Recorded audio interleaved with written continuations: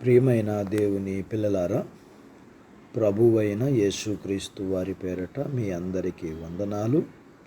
ప్రభువు పేరట మీ అందరికీ శుభములు, దీవెనలు కలుగునుగాక. ఈ ఉదయకాలం పరిశుద్ధ గ్రంథము నుండి దేవుని వాక్యాన్ని చదువుకుందాము. యాకోబు రాసిన పత్రిక 1వ అధ్యాయము 21వ వచనాన్ని చదువుకుందాం.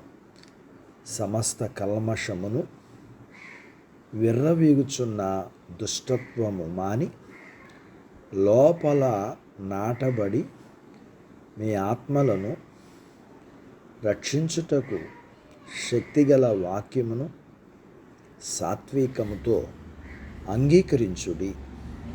దేవుడు తన మాటలు మనందరి కొరకు దీవించునుగాక. ఆమేన్.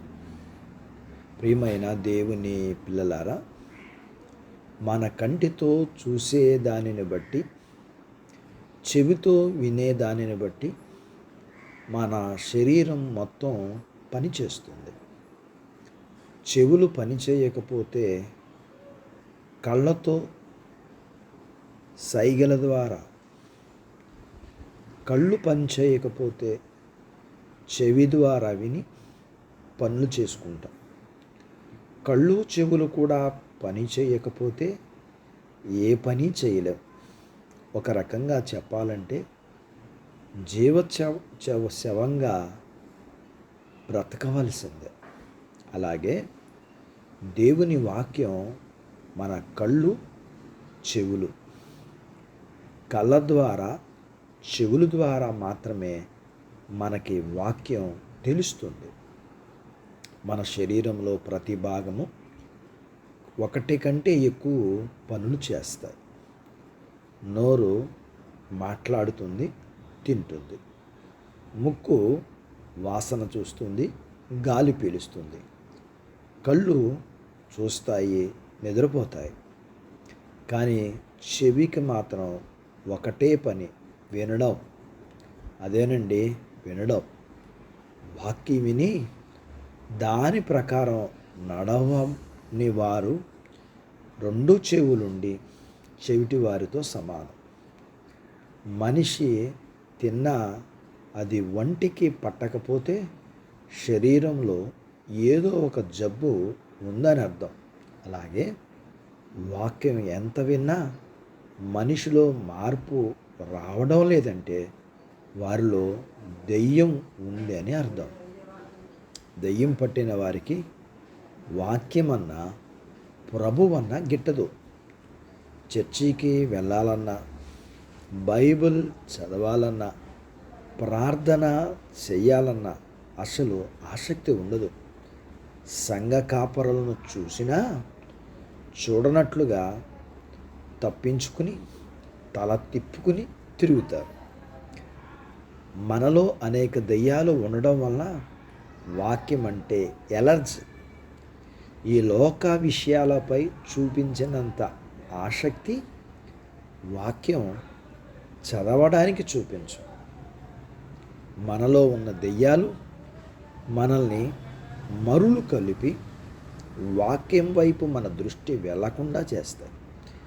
దెయ్యం మనల్ని ఈ లోకానికి బానిస చేయటం వల్ల మన హృదయం సమస్త కల్మషముతో నుండి దుష్టత్వం నాటపడుతుంది.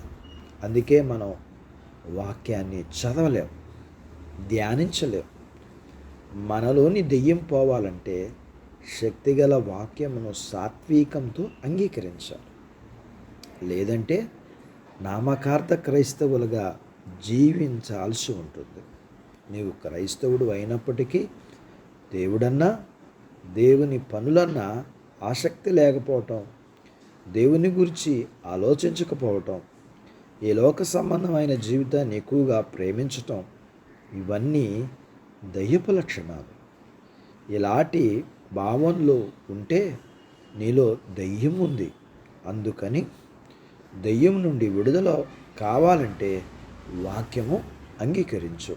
అట్టి బాధ్యత దేవుడు మనకు దయచేయును గాక. ఆమేన్. ప్రార్థించుకుందాం.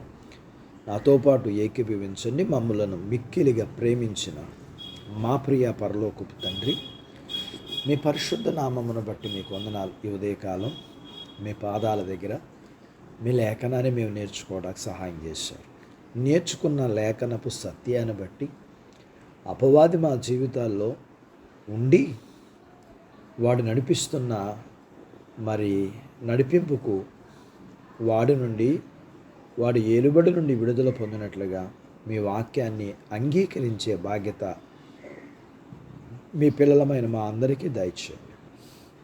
మీ పిల్లలను దీవించండి. చిన్న బిడ్డలను, యవనస్తులను, వృద్ధులను, స్త్రీలను, పురుషులను దీవించండి. వారి చదువుల్లో, ఆరోగ్యాల్లో సహాయం చేయండి. ఉద్యోగ ప్రయత్నాల్లో విజయాలు ఇవ్వండి. ఉద్యోగాలలో ప్రమోషన్స్ ఇవ్వండి. చేతి పనులు, వ్యాపారాలు, పొలాలు, పశువుల్ని దీవించండి.